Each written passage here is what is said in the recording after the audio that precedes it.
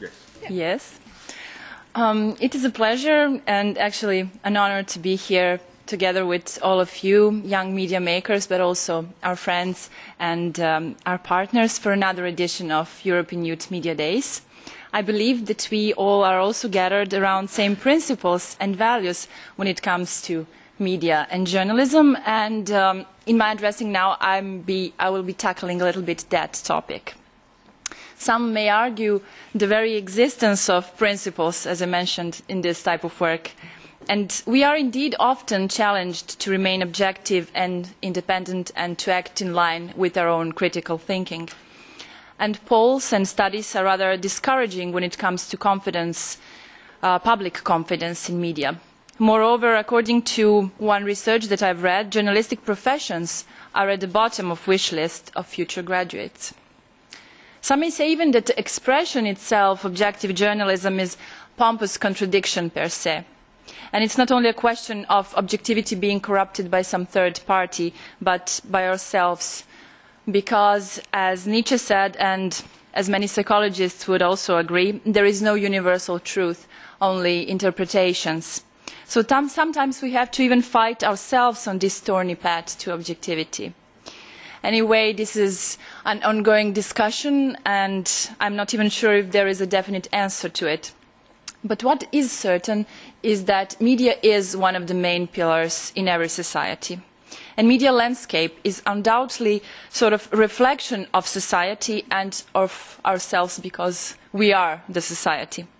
This may not be so obvious in developed societies, but if we make a sort of comparison between developed society versus some country in transition or a country where democracy is still unknown noun, this fact becomes much clearer.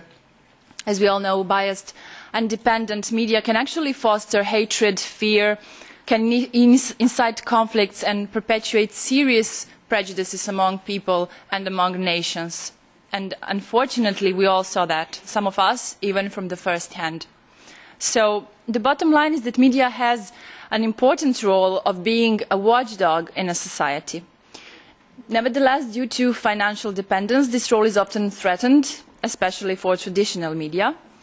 On the other hand, alternatives are rising in forms of media organizations as civil society organizations and in forms of various internet platforms and, of course, citizen journalism. 21st century as an era of digital communications and extended freedoms, if I may say so, is giving us that additional space that cannot be censored that easily as traditional media, if you agree. And for those kinds of reasons, media professionals have a responsibility not to give up objectivity, although if this is at the level of a vision, although if it may look utopian. Well, nobody said that pursuing truth is an easy task, as we all have our own prejudices and backgrounds, beliefs and experiences, which are contaminating us and directing our way of thinking and angles we are tackling, topics we are choosing. However, the pursuit is still worth all possible efforts. Yes, and European Youth Press is promoting this kind of pursuit. Our vision is a society where empowered young media makers are actively participating and contributing to the public sphere by creating fair, independent and responsible media, fostering the development of democracy, international development and a sustainable future. And this year, EYP is actually celebrating a decade of existence and 10 years of work for this very vision.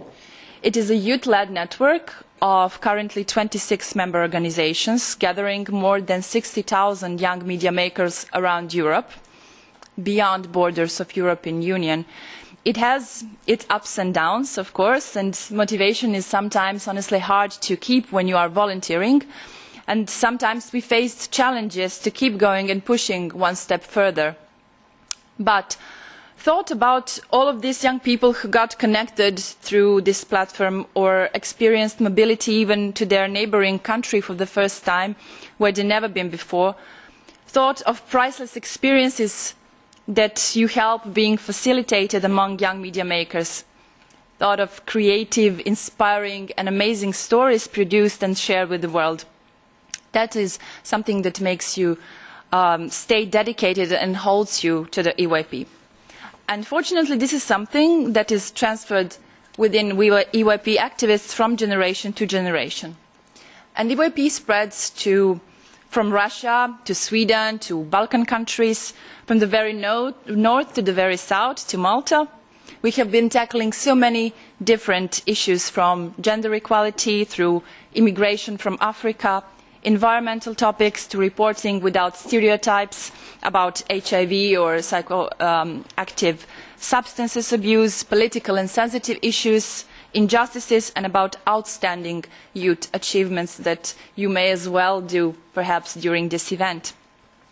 I know that there are among you as well people who took part in some of our projects or initiatives, and there are hundreds of enthusiastic, dedicated, active organizers, trainers, volunteers who donated their time to the European Youth Press and grew with it together. And for all of those people, and for founders of the platform, for leadership of the organization throughout the years, and for their effort, sleepless nights, and standards of quality journalism promoted, I think that we should pay them a tribute with an applause.